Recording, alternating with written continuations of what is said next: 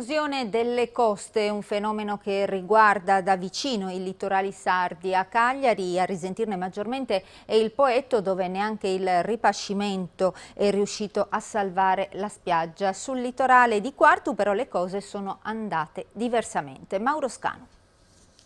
Se il lato cagliaritano del Poetto preoccupa per la velocità con cui la spiaggia viene erosa dal mare, il margine rosso di Quartu può essere raccontato come la classica bella notizia. Negli ultimi anni qui si sono depositate decine di metri di arenile. Gran parte del merito è della Posidonia, la pianta che durante l'inverno si accumula sulle spiagge. Sono un elemento fondamentale fisiologico della spiaggia e abbattono naturalmente l'energia delle onde, che tenta di risalire e deve smontare tutti questi gradini che la natura ha creato. Da una parte addirittura viene prodotta la sabbia, quindi è un soggetto che introduce elementi biogenici, e quindi questo materiale ha permesso che in questo tratto di spiaggia ci fosse una progradazione, una crescita, quindi hanno una funzione proprio costruttiva.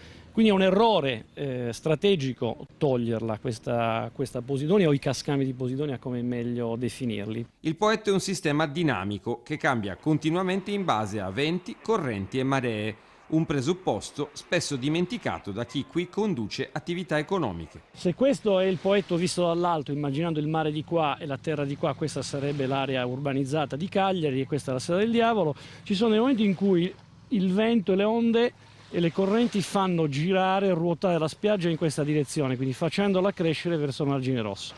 In altri momenti, quando prevalgono venti da questo settore, da questi quadranti, la spiaggia ruota in questo modo, crescendo invece un po' di più sul versante della radice che si appoggia sulla Sera del Diavolo.